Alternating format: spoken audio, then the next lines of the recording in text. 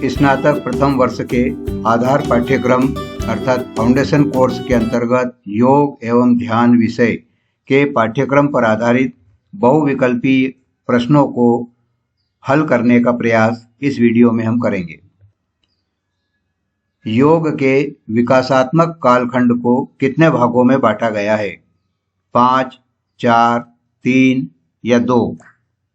योग के विकासात्मक कालखंड को 5 भागों में बांटा गया है। योग के इतिहास के जो 5 भाग हैं वे वैदिक, पूर्व शास्त्रीय योग, मध्यकाल और आधुनिक काल कहे जाते हैं। इस प्रकार योग के विकास के इतिहास को 5 भागों में बांटा गया है।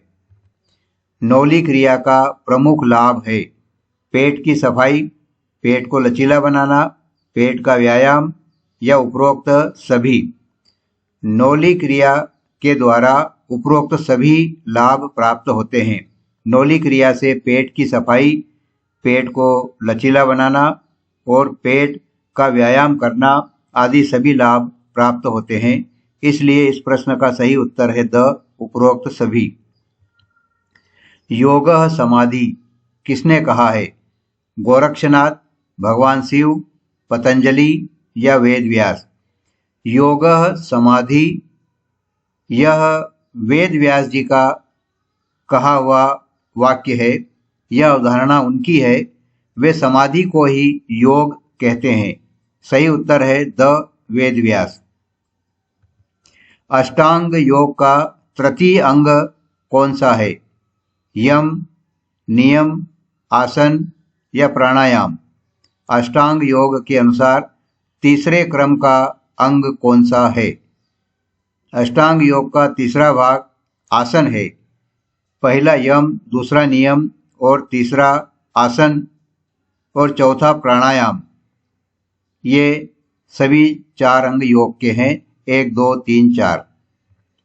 श्वास को बार बार झटके के साथ बाहर निकालना क्या कहलाता है? सूर्य भेदन, अश्विनी मुद्रा, उज्जाई या कपालभाति? श्वास को बार बार झटके के साथ बाहर निकालना कपालभाति कहलाता है। कपालभाति में श्वास को बार बार झटके के साथ बाहर निकाला जाता है।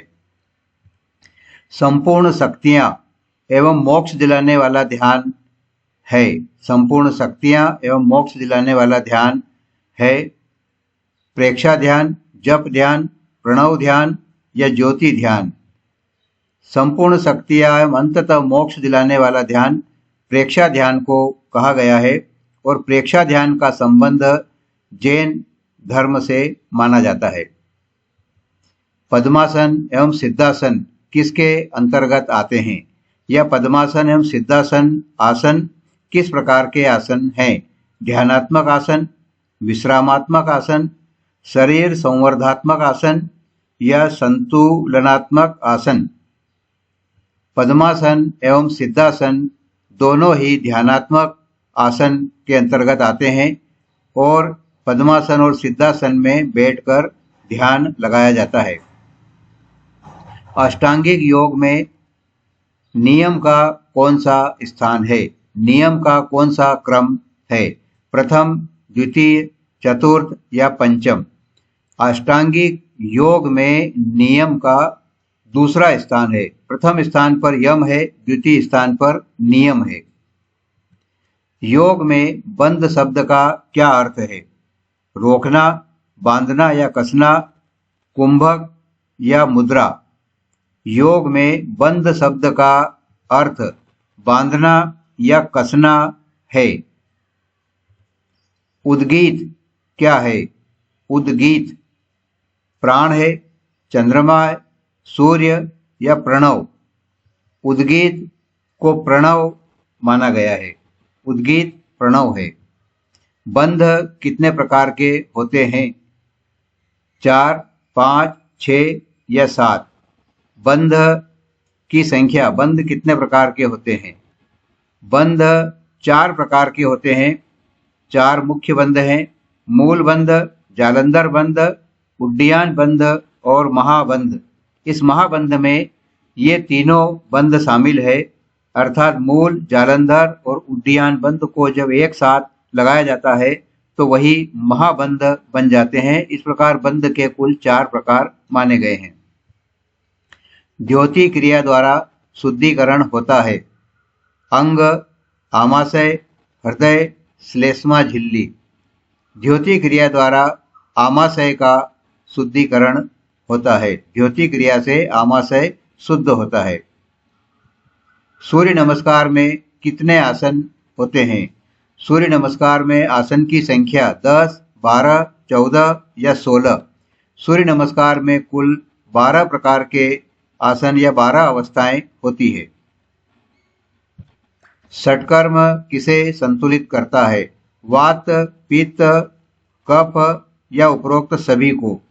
षटकर्म से संतुलित होते हैं उपरोक्त सभी, यानी वात, पित्त और कफ, इन तीनों को ही षटकर्म के द्वारा संतुलित किया जा सकता है। प्रश्न का सही उत्तर है द, उपरोक्त सभी। नाड़ी शोधन क्रिया में क्या होता है? नाड़ी शोधन क्रिया में क्या होता है? मल त्याग, रक्त शुद्धि, स्नान या समस्त नाड़ियों की शुद्धि। नाड़ी शोधन क्रिया में समस्त नाड़ियों की शुद्धि करने की प्रक्रिया होती है। शीतली प्राणायाम किस ऋतु में करना चाहिए? शीतली प्राणायाम किस ऋतु में करना चाहिए? गर्मी, बारिश, ठंड या कभी भी?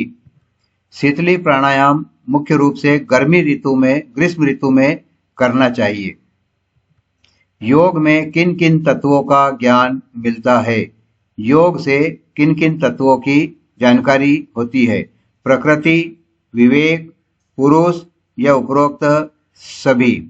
योग करने से हमें प्रकृति, विवेक और पुरुष आदि सभी बिंदुओं पर ज्ञान मिलता है, इनकी समझ बढ़ती है।